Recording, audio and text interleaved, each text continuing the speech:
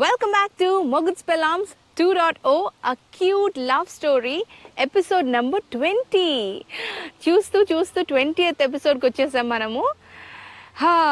So ఈరోజు ఈ ఎపిసోడ్లో నువ్వు నాకు నచ్చావు అనే టాపిక్ గురించి మాట్లాడుకుందాం.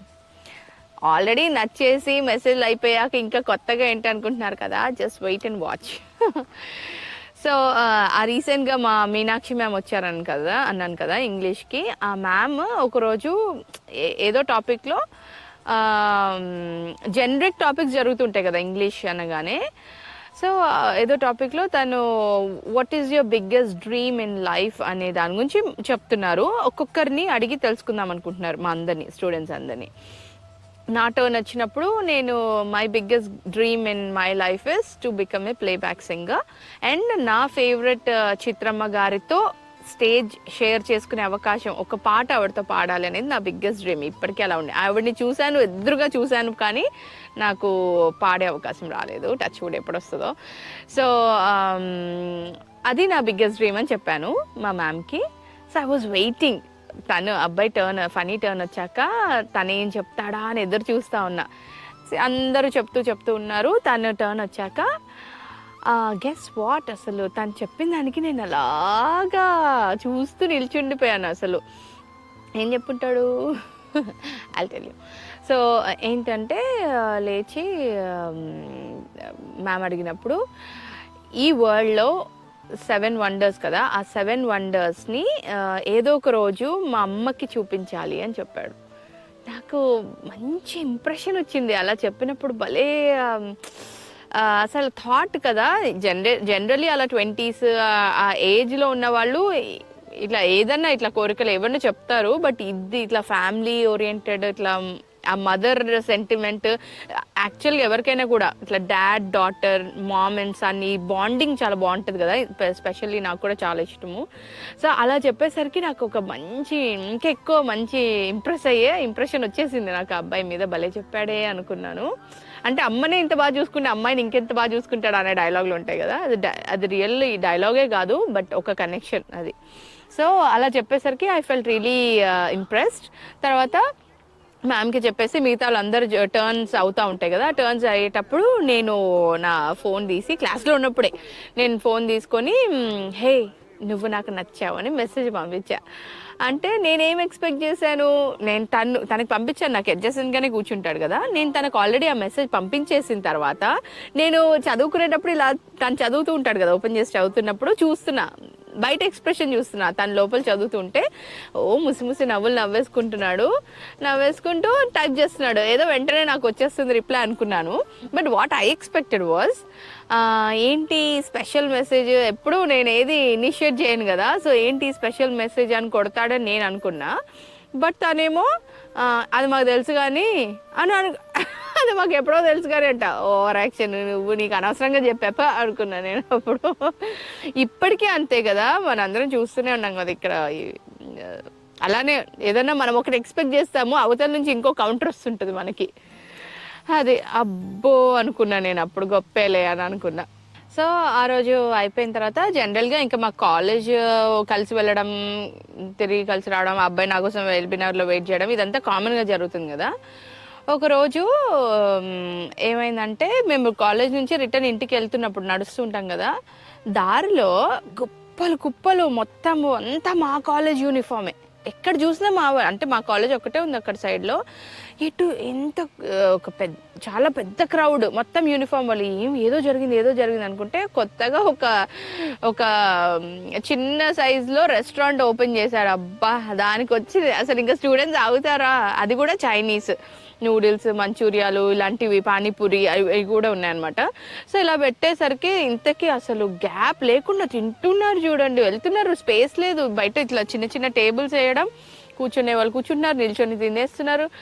అందరూ ఎలాగ మనం ఆగుతామా? మేము అసలే జిలేబీ తినే బ్యాచ్ కదా. ఈరోజు జిలేబీ వద్దులే, ఇక్కడ ట్రై చేద్దాం అనుకున్నాం. మేమిద్దరము వెళ్ళాక ఈ అబ్బాయికి చికెన్ మంచూరియా అంటే చాలా ఇష్టం. I'm not a big fan of Chinese. తనకి ఇష్టం అనమాట. ఇట్లా కొంచెం డ్రైగా ఉండకూడదు, మళ్ళీ కొంచెం గ్రేవీ లాగా ఉండి వెట్గా అట్లా అలా ఇష్టం అనమాట. సో ఆర్డర్ చేసుకున్నాము, తిన్నాము ఇద్దరము. తినేసిన తర్వాత ఒక విషయం చెప్పాలి మీకు. గుర్తుందా మీకు? మనం అప్పుడెప్పుడో మేము గోల్కొండ వెళ్ళినప్పుడు ఐస్ క్రీమ్కి బిల్ కట్టానా, ఈ అబ్బాయితో బయటికి ఇట్లా రెస్టారెంట్కో బేకరీకో వెళ్ళిన ప్రతిసారి బిల్లు నేనే కడుతున్నా. ఎస్, నేనే కడుతున్నా. పిసినారోడు. బాగా తిట్టుకునేదాన్ని అసలు ప్రతిసారి. మొదట్లో తిట్టుకునేదాన్ని, తర్వాత తర్వాత ఇంకొక నా అన్న ఫీలింగ్ వచ్చేసిన తర్వాత నేను కట్టాలి, నేను కట్టాలి, ఆ ఫేజ్ కూడా నేను గోత్రూ అయ్యాను. బట్ మొదట్లో తిట్టుకునేదాన్ని, కొత్త కొత్తలు ఏంటి ప్రతిసారి నేనే కట్టాలి, పిల్లడు అసలు డబ్బులు తీయడా ఏంటి ఇంత పిస్తున్నారా అనుకున్నా. బట్ ఇప్పుడు బాగా వదిలిస్తున్నా అనుకోండి, అది వేరే విషయం. సో ఆ రోజు తినేసి ఇంకా మేము బయలుదేరి వెళ్తున్నప్పుడు ఒకటి అడిగాడు. హలో, ఎక్కడికో వెళ్ళిపోద్దు మీరు, ఏం అడిగాడో చెప్తా, అంత సీన్ లేదు. ఏం అడిగాడంటే, ఇంతకీ బస్ ఎక్కే ముందు రేపు మా ఇంటికి వస్తావా అని అడిగాడు. నేను వామ్మో నీకు దండం పెడతా, నేను రాను. నాకు వెంటనే భయం వేసింది. అంటే వాళ్ళది తెలీదు నాకు, అబ్బాయి ఇంటికి ఎప్పుడు ఇలా వెళ్ళలేదు, నేను రాను, నో ప్లీజ్ వద్దు, నన్ను అడగొద్దు అని చెప్పా. ఏం కాదు రా, నేను మా మమ్మీకి నీ గురించి చెప్పాను అన్నాడు. ఏం చెప్పావు అన్నా. నేను కూడా అంతే టెన్షన్. మన విషయం కాదు, మన విషయం కాదు, నువ్వు ఒక మంచి సింగర్వి, చాలా మంచి డాన్సర్వి అని చెప్పాను అన్నాడు. అసలు ఎందుకు వచ్చింది మనకి, ఇంకా క్యూరియాసిటీ పెరుగుతుంది కదా. అబ్బాయి ఇంట్లో ఆల్రెడీ ఇట్లా మెల్లిమెల్లిగా చెప్తున్నారు మన గురించి అంటే ఇంకొక లెవెల్లో కాన్ఫిడెన్స్.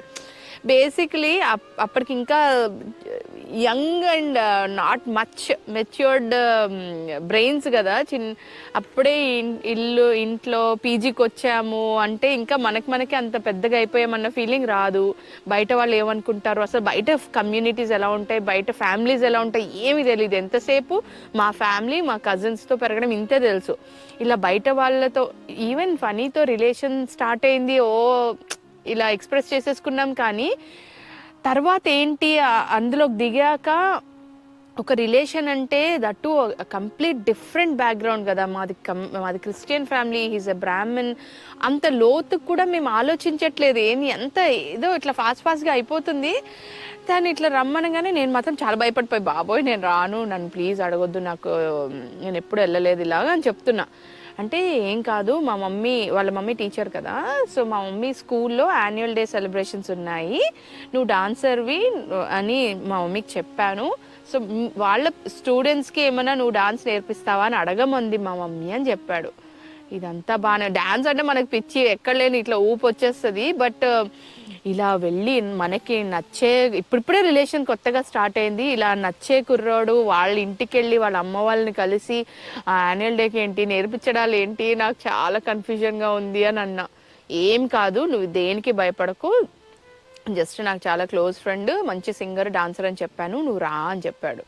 నేను నిజంగా నేను ఇంకా అవును అని కన్ఫర్మ్ చేయలేదు. బట్ చాలా కన్ఫ్యూజన్గా ఉంది నాకు. లాస్ట్ టైం నవంబర్ 19th రోజు నేను గోల్కొండకి వెళ్ళేటప్పుడు కన్ఫ్యూజన్లో మా అమ్మని అడిగేసా. బట్ ఈ కన్ఫ్యూజన్ మాత్రం మా మమ్మీ దాకా నేను తీసుకెళ్ళలేను అస్సలు. ఇంకేం లేదు, ఇంట్లోకి కూడా రానివ్వదు మా అమ్మ, తెలిసిందండి. అసలు గర్ల్స్ ఇంటికి కూడా వెళ్ళనివ్వదు మా మమ్మీ. జస్ట్ మా పక్కింట్లో నా బెస్ట్ ఫ్రెండ్ ఉండేది డిగ్రీలో, శ్వేతు అని, వాళ్ళ ఇంటికి వెళ్ళడానికే నేను చాలా అడిగి వస్తా, ఇప్పుడే వచ్చేస్తా, పంపించేవాళ్ళు కాదు. ఎందుకు, వాళ్ళు మమ్మీ కూడా వెళ్ళదు, ఎవరిళ్ళకి వెళ్ళదు, చుట్టాలు తప్ప ఎవరిళ్ళకి వెళ్ళదు, మమ్మల్ని వెళ్ళనివ్వదు, ఎంకరేజ్ చేయదు. వాళ్ళు మన ఇంటికి వస్తే హ్యాపీగా వండి పెడతారు, ఏమన్నారు, అబ్బాయిలు వచ్చినా కూడా ఏమన్నారు, కానీ మనల్ని ఇంకో ఇంటికి మాత్రం పంపించదు. అలా ఉండేది ఎందుకు, ఐ డోంట్ నో. సో ఈ కన్ఫ్యూజన్ని నేను డెఫినెట్లీ మా మమ్మీ దాకా కూడా తీసుకెళ్ళలేను. నాకు నేనే డిసైడ్ అవ్వాలి. ఈ పిల్లోడేమో రా అని అడిగేస్తున్నాడు, ఏం చేయాలో తెలియలేదు నాకు. నిజంగా చాలా టైం పట్టింది నాకు ఆలోచించుకోవడానికి, కొన్ని గంటలు పట్టింది. అలా చాలా చాలా ఆలోచిస్తూ ఉన్నాను. నేను ఈ అబ్బాయిని హర్ట్ చేయాలని లేదు, అలా అని నేను వెళ్ళి ఇరుకులో పడాలని నాకు అస్సలు లేదు. దాంతో అంటే ఇరుకు అంటే ఏమో మరి వాళ్ళ ఫ్యామిలీ ఎలా తీసుకుంటారో. నేను అబ్బాయిని తీసుకొచ్చి అమ్మాయి ఇంట్లో తీసుకెళ్ళడం మా ఇంట్లో ఆల్రెడీ జరిగిపోయింది కాబట్టి ఐ వాజ్ సో కాన్ఫిడెంట్. మా ఇంట్లో నాకు ఆ నమ్మకము, ఆ ఫ్రీడమ్ ఉంది కాబట్టి నేను 2 సార్లు ఇంటికి రమ్మనగలిగాను. బట్ వాళ్ళ ఇంట్లో ఎలా తీసుకుంటారు, వాళ్ళ ఇంటి విషయాలు నాకు ఎప్పుడూ తెలీదు. 2 అక్కలు, మమ్మీ డాడీ ఇట్లా వర్కింగ్, అది తెలుసు, కానీ ఇంక అంతకు మించి నాకేం తెలీదు. So I was so confused. Definitely ఇందాక అన్నట్టు మా మమ్మీ దాకా నేను తీసుకెళ్ళి అడగలేను, ఎందుకంటే ఒకవేళ నేను ధైర్యం చేసి, మా మమ్మీ గురించి తెలుసు పంపించదు అని 100% కాన్ఫిడెంట్. బట్ అయినా ధైర్యం చేసి ఏం చెప్పి, ఎందుకు లేట్ వస్తున్నావు అంటే ఏం చెప్తాం కదా. సో అడుగుదామా అని ఒక ఫీలింగ్. ఒకవేళ అడిగితే మా అమ్మ ఇంకేం లేదు, ఆల్రెడీ ఎప్పుడు ఫోన్లో ఉంటుంది, చాట్ చేస్తుంది. ఆ సాంగ్ జనవరి 1 రోజు 3rd రోజు ఆ సాంగ్ రావడం, ఫోన్ ఎత్తుకెళ్ళిపోవడం, ఈ సినారియో జరిగిపోయేసరికి ఇంకా నేను ధైర్యం చేసి అది కూడా అడగలేను. బట్ చాలా కన్ఫ్యూజన్లో ఉన్నాను. బట్ ఆ మరుసటి రోజు ఏం జరిగి ఉంటుంది, నేను ఏం డిసైడ్ అయి ఉంటానని మీరు అనుకుంటున్నారో నాకు కమెంట్ చేయండి. I will wait for your comments. Let's see ఎవరేం చెప్తారో నేను కూడా చూస్తాను. And thank you all for watching this wonderful episode. And please don't forget to like, share and subscribe.